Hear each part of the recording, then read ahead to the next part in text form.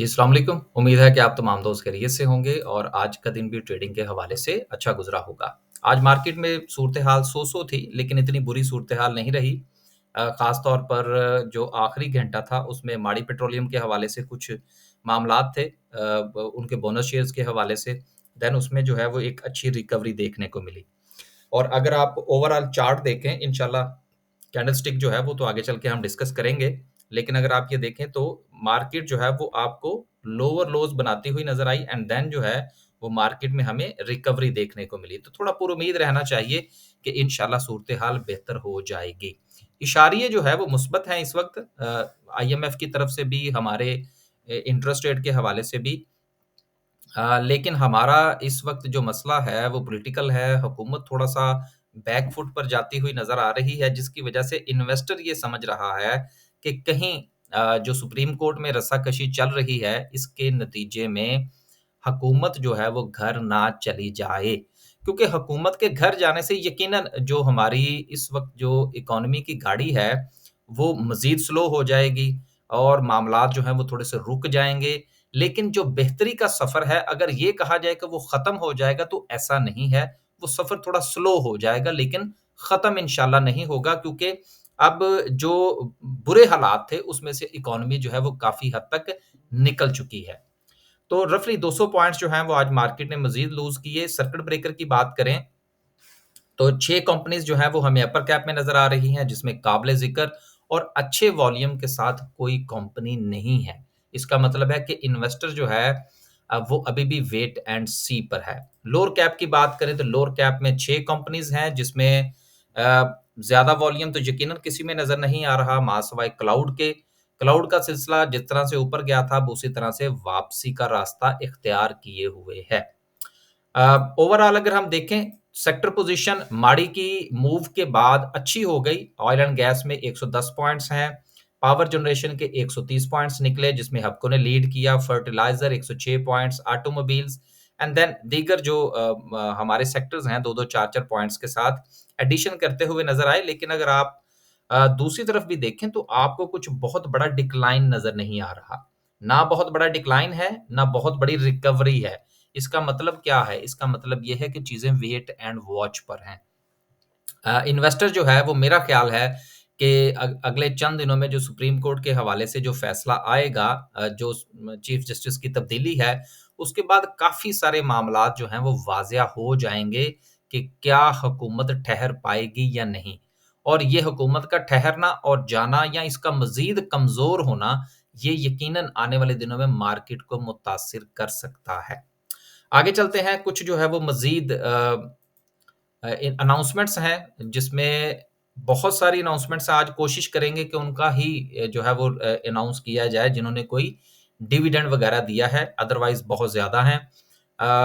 जिसमें पहला जो है वो नगीना कॉटन्स का है, जिसमें ₹4 और 12 पैसे की अर्निंग है और ₹1.5 का डिविडेंड है। देन उसके साथ कोहाट टेक्सटाइल है, ₹10 29 पैसे की अर्निंग और ₹1 का डिविडेंड। उसके बाद सूरज वाले हैं, बहुत अच्छे हैं, सूरज कॉटन ₹20 62 पैसे की बहुत अच्छी अर्निंग और ₹5 का डिविडेंड है।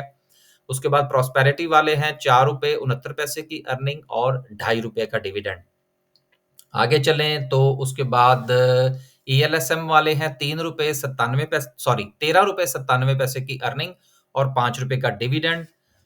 मज़ीद अगर हम बात करें तो उसके बाद आर्टिस्टिक है, ₹3 95 पैसे की अर्निंग, ₹1 का डिविडेंड। देन जो है वो इंटरनेशनल निटवियर है, ₹1 14 पैसे की अर्निंग और 75 पैसे का डिविडेंड, बहुत अच्छा डिविडेंड है जी।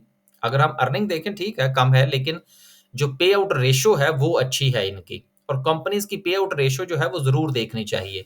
मेक्टर की है ₹9 और 32 पैसे की अर्निंग और ₹1 का डिविडेंड।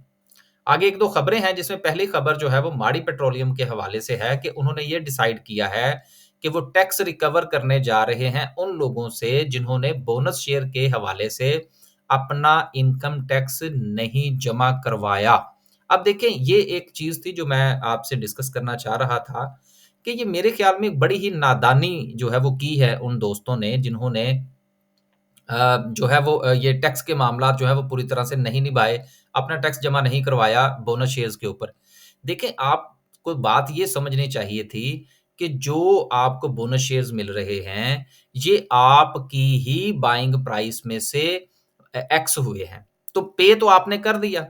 मिसाल के तौर पर आप इसको यूँ समझ लीजिए कि ये बोनस शेयर्स जो थे, ये जब आपकी बाइंग प्राइस में से माइनस होते हैं, तो इसका मतलब ये होता है कि आपने ये फ़र्ज़ कर लें खरीद लिए हैं। समझने के लिए आप ये कह लें कि ये आपने खरीदे हैं। तो अपने ही खरीदे हुए शेयर्स के ऊपर जब आपने टैक्स नहीं दिया, तो फिर तो वो आप लॉस में चले गए ना। तो बैठे-बिठाए आपने जो है वो अपना नुकसान कर लिया। तो गुज़ारिश ये है कि इन चीज़ों को समझा करें।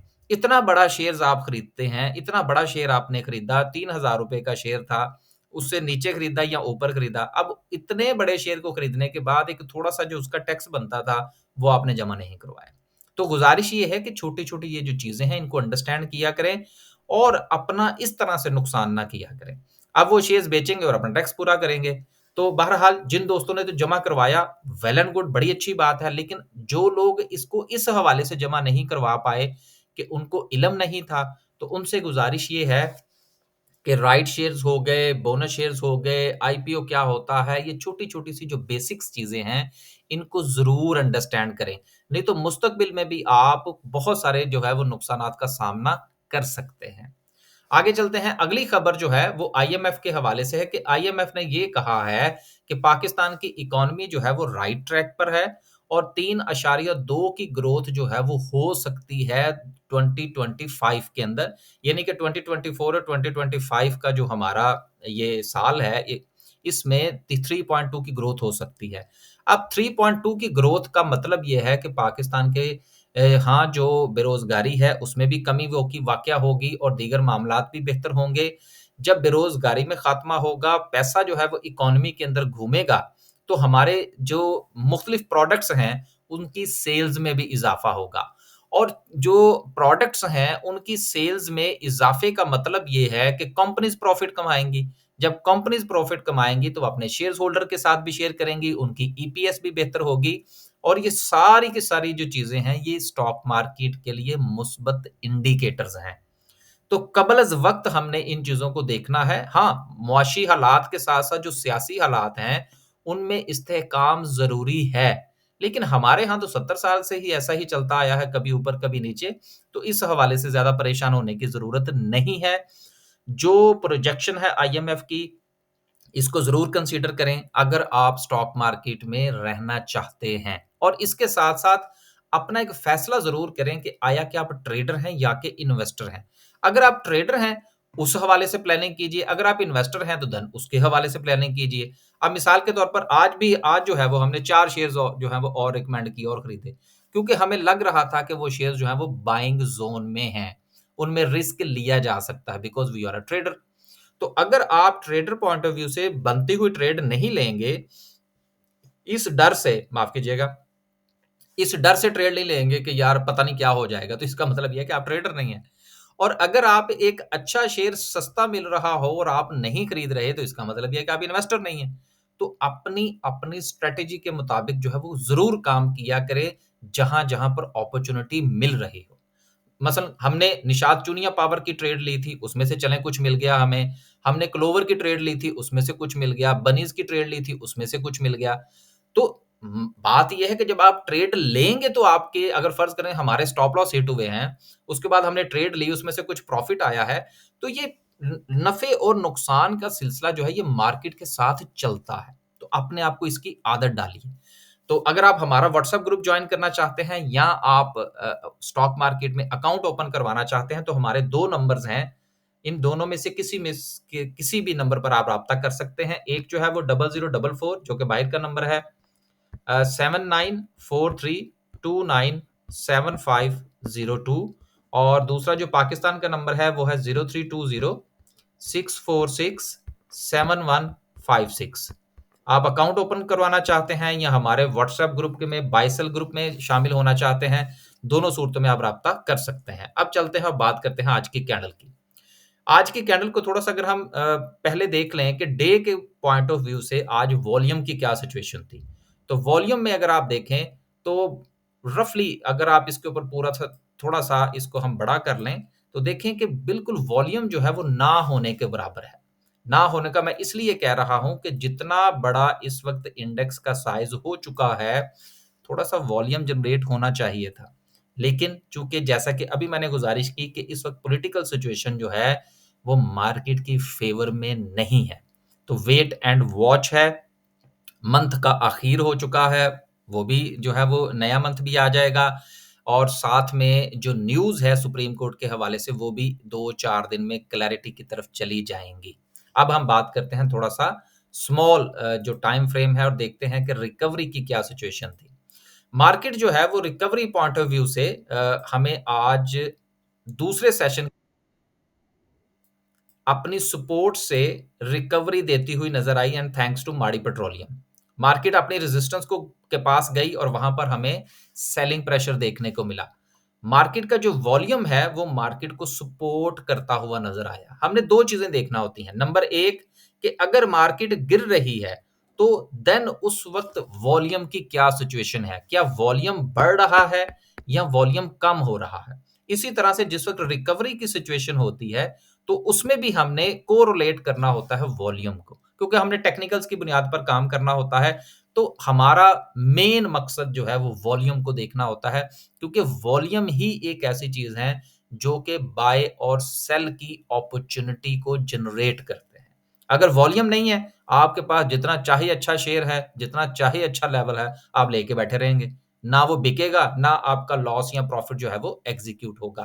तो वॉल्यूम जो है ये बहुत इंपॉर्टेंट होता है, एक बात। दूसरी बात ये है कि अगर हम थोड़ा-सा आरएसआई को देख लें, तो इस लो टाइम फ्रेम पर थोड़ा-सा हमें वाज़िया जो है वो डाइवर्जेंस बनती हुई नज़र आती हैं कि अगर आप ये देखिए कि मार्केट ने यहाँ पर अपना एक हाई बनाया और मार्केट की ये आरएसआई थी। उसके बाद मार्केट ने एक और हाई बनाया जो कि प्रीवियस हाई से ऊपर था। ये आप देखिए कि प्रीवियस हाई से ऊपर था, लेकिन जो आरएसआई है उसने उसको सपोर्ट नहीं किया। तो ये टेक्निकल्स में हमने इन चीज़ों को देखना होता है कि आया कि जिस तरह से मार्केट के अंदर कैंडलस्टिक जो है वो परफ़ॉर्म कर रही है, क्या आरएसआई उसको सपोर्ट कर रही है? आरएसआई की इस तरह से सपोर्ट जो है ये उसके मोमेंटम को शो करती है। तो अगर जो है वो प्राइस ऊपर जा रही हो, कैंडलस्टिक बढ़ रही हो और आरएसआई उसको सपोर्ट कर रहा हो तो इसका मतलब ये होता है कि मोमेंटम मज़बूत है, मार्केट के मज़ीद ऊपर जाने के चांसेस हैं या उस शेयर के हवाले से। लेकिन अगर जो कैंडलस्टिक है वो तो ऊपर जा रही हो, लेकिन आरएसआई उसको सपोर्ट ना कर रही है तो इसका मतलब ये होता है कि मोमेंटम जो है उसके ऊपर रिलाय नहीं किया जा सकता। एक हद से ज़्यादा मार्केट या वो शेयर जो है वो ऊपर नहीं जाएगा, देन जो है वो फिर उसमें हमें गिरावट देखने को मिलती है जो कि मिली। इस वक़्त चूँकि मार्केट जो है वो आवरली चैनल पर मुकम्मल तौर पर ओवरबॉट हो चुकी थी, लिहाज़ा टेक्निकली यहाँ से एक मूव बनती थी। तो ये एक टेक्निकल मूव है, जो कि आरएसआई के पॉइंट ऑफ व्यू से भी है और इस वक़्त मार्केट जो है वो अपनी सपोर्ट से उठी है, तो हमें उम्मीद करनी चाहिए कि इंशाल्लाह जो मार्केट की जो कंडीशंस हैं, टेक्निकली वो इस वक़्त थोड़ा-सा रिकवरी दिखाती हुई नज़र आ रही हैं। साथ में अगर 1-2 न्यूज़ और शामिल हो जाएँ, तो यकीनन ये जो हमारी रिकवरी है ये कंटिन्यू कर सकती है। आपने अपने-अपने शेयर के मुताबिक अपने-अपने लेवल्स को आइडेंटिफ़ाई करके ट्रेड को एग्ज़ीक्यूट करने की कोशिश करनी है अगर आप ट्रेडर हैं। अगर आप इन्वेस्टर हैं तो अच्छा मौका है, मार्केट जो है वो प्रेशर में है, शेयर्स का इंतखाब कीजिए, रफ़ली तमाम शेयर्स के अंदर ही गिरावट आपको मिल चुकी है। अपने-अपने शेयर्स का इंतखाब कीजिए, यही शेयर्स जब 5 या 7 या ₹10 ऊपर चले जाएँगे, बड़े शेयर की बात कर रहा हूँ, छोटे शेयर्स तो ज़ाहिर-सी बात है पैसों में जाएँगे। जब वो ऊपर चलेंगे तो फिर आप कहेंगे हाँ, ये बहुत अच्छा शेयर है, मुझे खरीदना चाहिए। तो इन्वेस्टमेंट पॉइंट ऑफ व्यू से चीज़ों को देखें और पैसा मार्केट में डालिए। इजाज़त दीजिए, अल्लाह हाफ़िज़।